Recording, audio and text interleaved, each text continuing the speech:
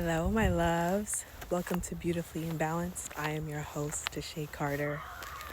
It feels so good to be basking in the sun, in the rays of the sun, and the power and energy of the sun. I am on a nature walk, enjoying some peace, enjoying some self-talk, some good self-talk. Enjoying the green grass. My goodness, it's so beautiful. I am here to talk about my relationship with men. I don't know if that's exactly how I wanted to title that, but that's how the topic was written down in my notes. So we're running with it, okay? So before we dive into the topic, make sure that you like, subscribe, and hit that little bell so you can be notified every time I post a video, my loves. So, relationship to men, my goodness. So in a previous podcast, I had a revelation. My goodness, I was mixing realization with revelation. I had a realization because I had, I've been on my self-love journey for about 4 years now. And I've been really doing the work, okay? Healing the trauma, restoring the relationship with myself, releasing the relationships that I will no longer tolerate, setting boundaries all over the damn place. And so I had realized that I was still choosing wrong. I was still choosing wrong. I would choose people that were emotionally unavailable, and I would choose people who were emotionally unavailable, people who weren't, the communication wasn't there, and I couldn't understand because I know I'm worthy. I love myself enough to know that I set the boundaries. I love myself enough to know that. So I couldn't understand why I kept choosing these people. I couldn't understand that. And I kept hurting myself by choosing these people. I was also choosing people who were avoidant. If you're familiar with attachment styles, I'm an anxious attachment style. Anxious attachment styles are not good to, I don't want to say are not good to be with avoidant, but they don't pair well.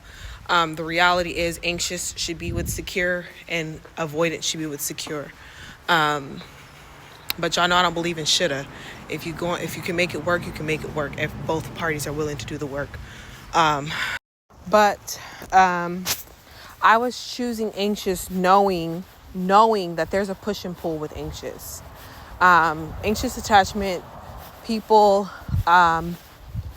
they love intimacy so much that they will do whatever they can to get it, even if it means that they are not respecting themselves or they're being disrespected. It can be that extreme. It's not always that extreme, but it can be. For example, because I'm aware of this and because I've been healing, I'm not like that anymore, but I used to be. I used to make excuses for my loved ones when I wasn't treated the way I wanted to be treated, because I wanted that intimacy, but also because avoidant attachment style people, they want intimacy, but intimacy comes with vulnerability, and they avoid vulnerability like the plague. And so when they do finally give you intimacy, it's wonderful. It is so wonderful, and it feels amazing. And so anxious attachment people live off of that. They live off of from those moments to those moments. So all the in between begin to not matter. And so when they're in relationships and their friends are like, but he treats you like this, if he treats you like this, but you're like, but when he does, show me the love, or when she does, show me the love, it's there, it's everything I need it to be, and all the shits, you know what I mean? And so we focus so heavily on those things. And like I said, there's ways for those relationships to work. It just, both people have to be willing to do the work and have effective communication. And so anyways, I got caught in the swing of that, the anxious and avoidant, because that passion And that's the other thing. We mistake it for passion, and we want to live in the passion, and it's so intense. And, when sex is involved, it just makes it more intense, right? So it was a lot of that happening. And I'm like, Deshae, why do you keep hurting yourself? I had to, really, why are you hurting yourself? You know what you're worthy of. Why are you doing this? And I literally was like, you're worthy. You're worthy of success. You're worthy of love. But I realized that I didn't believe that I was worthy of the love of a man, of the respect of a man, of the attention of a man, because I didn't receive that. I didn't receive that from a man growing up, ever.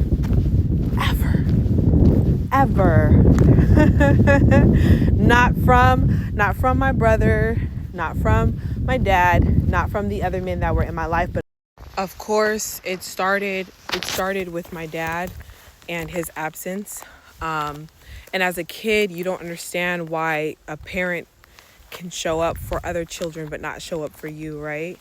And it was so consistent. And when I voiced my opinion on it, it was ignored. And I was, being dramatic, and all the things. And so it silenced me a bit. And then when I was being abused by my brother, and I was vocal about that to one of my parents, it wasn't addressed, nor was I comforted or anything of the sort. And so it just kind of made me feel less worthy. And like I said, I had been healing from all of this. So I'm like, well, why is that still reflecting in my relationships? Why is that still reflecting in my choices? And that's the reality. The reality is because it started with those two. It started with my dad and my brother, and I never had anything different.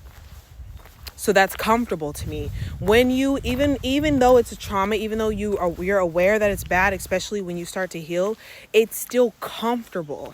It's comfortable to be in unhealthy relationships when you've been in unhealthy relationships your whole life, because it's familiar, and our mind and body want us to be in familiar spaces. And so when we go in uncomfortable situations, it's like a shock, and it takes a while to adapt, but it's where we need to be in some situations. And so I was realizing this. I've been, sorry, it's hard to see because of my glasses, but I've been realizing this and learning these things and reflecting. And wow, it was like an eye-opener for me. And I don't know, hold on real quick. Y'all, I'm not gonna film this way again because I don't like the choppiness. I don't like how it's gonna be choppy, because y'all know I don't like to edit my photos. My videos, I don't edit them. So it was eye-opening for me because I was able to really see that. I was able to see how I was choosing that because that was comfortable for me. I was choosing it because the way the emotions arise with the push and pull of the avoidant attachment. And everyone that I chose has been avoidant. From close friends to business partners to romantic relationships, everyone has been avoidant. And my father was avoidant. His attachment style is avoidant. And also anxious do kind of gravitate towards avoidant, because like I said, that there's an intense feeling. It's that push and pull is very intense. And you have to want to get out of it. You have to want it so bad. And I did, because like I said, I would go back to feeling so unworthy. I would go back to feeling like that little girl who used to cry herself to sleep because she felt like she was unworthy of love, unworthy of care, unworthy of attention. To feel unworthy of love is such a icky feeling. It really is, because it's like, well, what the fuck is the point of being here? You know what I mean? If I'm unworthy of connection, of a healthy connection, right? Of being listened to and connected with, what am I doing here? What is it all for, Luckily for me, I did have all of these dreams, and I I'm very visual, so I fantasized about where I wanted to be. I fantasized about being a model. I fantasized about being a singer. I wanted to be a singer at one point in my life. I fantasized about those things, and I have a bubbly personality, and I'm goofy, and I always made good connections at school. And so that's what kept me going. But I learned that recently. I learned that, I want to say towards the end of last year, or beginning of this year. And I was so grateful to have that knowledge, because I couldn't understand why I was choosing wrong. I felt like I was lying to myself by saying that I loved myself, because I kept choosing wrong on purpose, like literally on purpose. And it was like, once I was aware of it, I'm like, why are you doing this to yourself? Why are you hurting yourself, you know? And so I just wanted to bring that to your awareness. You don't have to, you have to want to choose differently, though, because it's gonna be uncomfortable. It is. It's gonna be uncomfortable now being in a healthy relationship, because now you have to make some adjustments, right? Because now you're not the problem, but you're the one who has to learn something new. You're the one who has to learn something new. You're the one who has to say, oh, he wants to talk to me? No, he's not being manipulative. He literally wants to talk to me. He literally wants to hear what I have to say. He literally wants to listen. He wants to help me with this situation? No, he's not trying to sabotage me. He actually wants to help me through the situation so that I can feel better, so that I can be more at peace. You have to have those check-ins with yourself, but you also have to communicate with your partner that it's uncomfortable for you. This is something new for me. This is something I'm not used to, you know? And that's okay. Like I said, that's usually why anxious attachment people usually need to be, well, anxious and avoidant need to be with secure attachment style people, because those people they're better at effective communication. But like I said, we could all learn these skills, and they're beneficial to all of us. I try very hard not to write people off because they're avoidant, but I've been hurt so much by avoidant attachment styles that I'm like, I am scared. But I try very hard not to judge. You know what I mean? Our attachment styles are what our attachment styles are. I'm going to be open and honest, and either you could be open and honest with me, or I'm going to set a whole lot of fucking boundaries. That's what's going to happen. I'm going to have boundaries with everyone, but if you are avoidant style, baby, we going to have some extra shit going on. I'm sorry, but it is what it is. But we live and we learn, you know? We live and we learn, and we get to figure these things out. And it's a beautiful thing. I know it's painful, but we don't realize how beautiful pain can be, and how beautifully pain shapes us. We don't realize that, you know? And I try to learn to welcome the pain. And I'm not saying go out looking for it. I'm just saying welcome the pain of grieving, because it's going to happen. Welcome the pain of healing. Welcome the pain of being in uncomfortable situations, because a lot of times, first of all, the pain is temporary. Okay? The pain is temporary. The pain of labor, of pushing out a child, is temporary. At the end, you have a bundle of joy that you get to have for the rest of your life. And that child is going to grow you and shape you, and you're going to grow and shape that child, and you're going to elevate in ways you never fucking imagined. Right? So temporary pain, it's worth it. It's worth it for what it shapes you, how it guides you, and what you end up getting to accomplish and see, and the way it shapes your goals. I've had these goals since I was a child, but since I went through that temporary pain of having those kids, and when I went through the pain of those different lessons I've learned, the different people that I had to let go and grieve, all those things, when I went through those pains, it shaped me for so much more, so much better, such a deep level of understanding of emotions and people and situations, and why we move the way we move, and why we feel the things we feel, and just how beautiful life can be, and how we can shape and mold our own futures, and how we are the fucking author,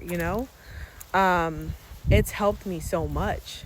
And so, like I said, I welcome that pain. It's like in a workout, we welcome that pain, because that pain means gains, baby. Okay? That means gains. It either means you're gaining or it means you losing. But it's a good loss, right? It's a good loss. Think of it like that. Think of it like that. And so that's just a touch on that. I've been learning more about it, discovering it, but based off like the people that I engage with and the connections that I make, the people that I choose and things of that nature. And so I just want you to do some self-reflection. If you feel like you've been choosing wrong, whether that's romantically, or friendship wise, or partnership, or business, whether you've been feeling like you are unworthy in certain areas of your life, certain areas. Sometimes, like I said, sometimes it's just certain areas. Like I said, I felt worthy, but in certain areas, in the area when it came to men, I didn't feel worthy.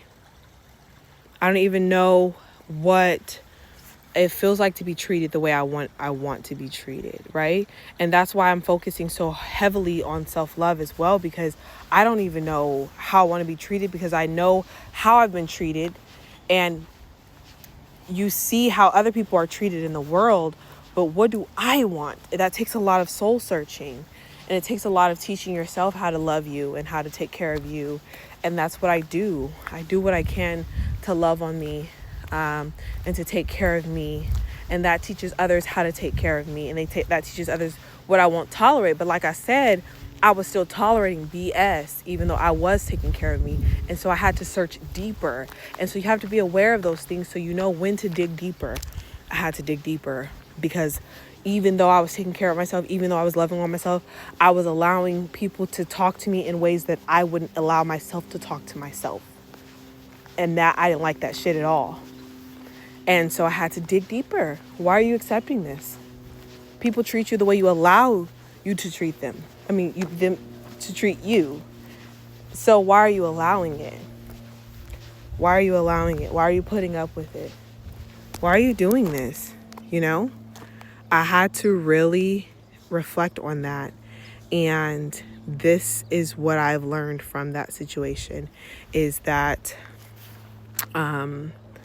I have to teach myself that I'm worthy of a healthy relationship with a man. I'm worthy of the attention of the man that I want, of the man that understands emotional intelligence and effective communication, and loving a person with an anxious attachment style, loving a person who's experienced trauma, loving a person who has the dreams and goals that I have. Right? I'm worthy of that, and I will settle for nothing less. And so I shouldn't, right? And I have to tell myself this regularly, because the reality is, like I said, when you live a life where all you've had is unhealthy relationships, it's uncomfortable to be in a healthy one. It is. But I'm worthy of it. And so that is what I will have. So as we wrap up, thank you so much for tuning in with me today, for listening to my story. I hope it resonated with you. I hope you found something that you can take away and add to your healing journey, and amplify it and utilize it in a way that's purposeful for you.